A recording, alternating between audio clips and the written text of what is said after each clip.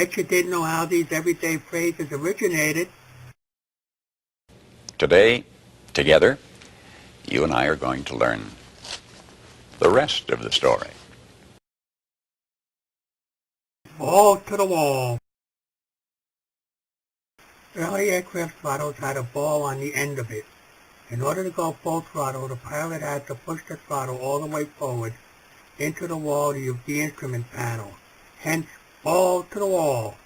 We're going very fast, and now you know the rest of the story. I gave them the whole 9 yards.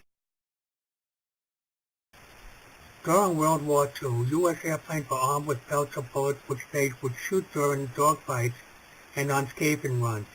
These belts were folded into the wing compartments that fed their machine guns. These belts measured 27 feet and contained hundreds of rounds of bullets. Oftentimes, the pilots would return with the missions having expended all their bullets on various targets.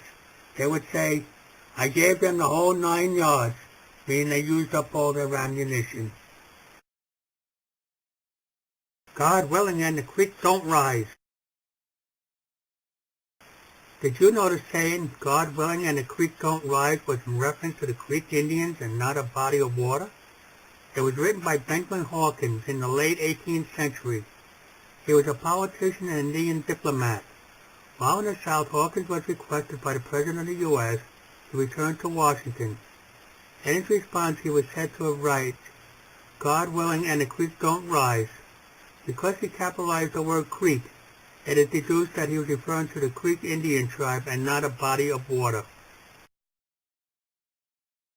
It'll cost you an arm and a leg. In George Washington days, there were no cameras. One's image was either sculptured or painted. Some paintings of George Washington showed him standing behind the desk with one arm behind his back while the other showed both limbs and both arms. Prices charged by painters were not based on how many people were to be painted, but how many limbs were to be painted. Arms and legs are limbs. Therefore, painting them would cost the buyer more. Hence the expression, okay, but it'll cost you an arm and a leg.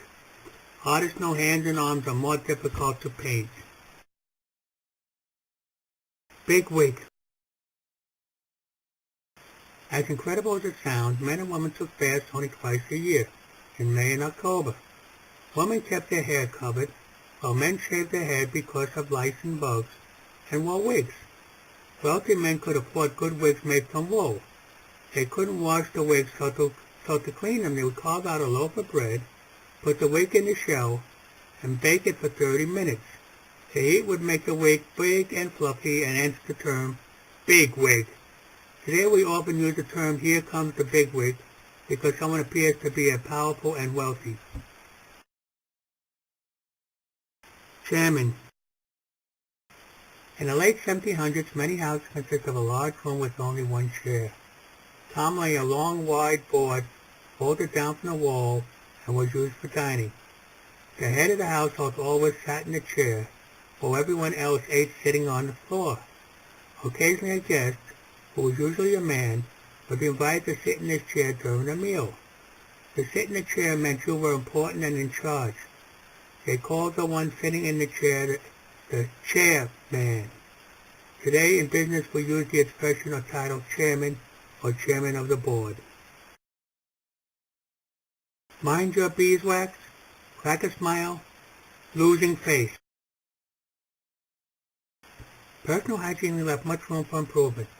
As a result, many women and men had developed acne scars by adulthood. The woman would spread beeswax over their facial skin to smooth out complexion. When they were speaking to each other, if a woman began to stare at another woman's face, she was told, mind your own beeswax. Should the woman smile, the wax would crack, hence the term, crack a smile. In addition, when they sat too close to a fire, the wax would melt, therefore the expression, losing face. Straight lace. Ladies wore corsets which would lace up in the front. A proper and dignified woman, as in straight-laced, wore a tightly tied lace.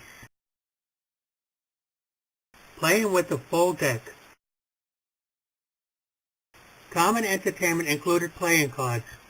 However, there was a tax levied when purchasing playing cards, but only applicable to the ace of spades. To avoid paying the tax, people would purchase 51 cards instead. Yet since most games required 52 cards, these people were thought to be stupid or dumb because they weren't playing with a full deck. Gossip. Early politicians required feedback from the public to determine what the people considered important. Since there was no telephones, TVs, or radios, the politicians sent their assistants to local taverns, pubs, and bars. They were told to go sip some ale and listen to people's conversations and political concerns. Many assistants were dispatched at different times. You go sip here, you go sip there, and the two words go and sip were eventually combined when referring to the local opinion, and thus we have the term gossip. Minding your P's and Q's. At local taverns, pubs, and bars, people drank from pint and quart-sized containers. A barmaid's job was to keep an eye on the customers and to keep the drinks coming. She had to pay close attention and remember who was drinking in pints and who was drinking in quarts, hence the phrase, minding your P's and Q's. Just one more. Bet you didn't know this one. Cold enough to freeze the balls off a brass monkey. In the heyday of sailing ships, all warships and many freighters carried iron cannons. These cannons fired round iron cannonballs. It was necessary to keep a good supply near the cannon. However, how to prevent these from rolling around the deck? The best storage method devised was a square-based pyramid with one ball on top resting on 4 resting on 9 which rested on 16.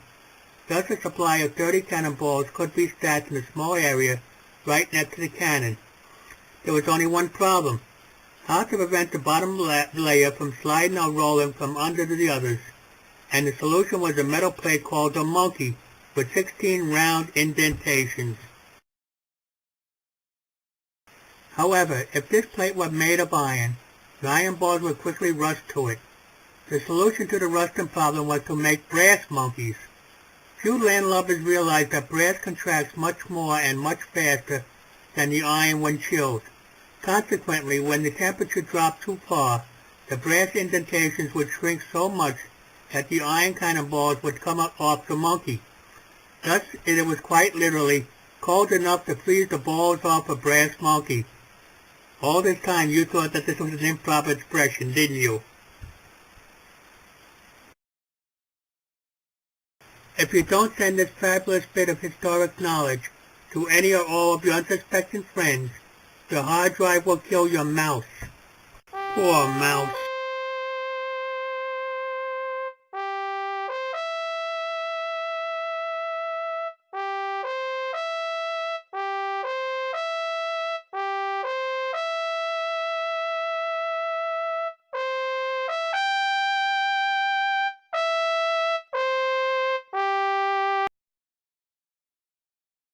This presentation was created by Ward.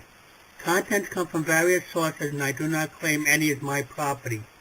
No copyright infringement is intended. If any belong to you, please consider an honor that the content was worthy enough to be shared.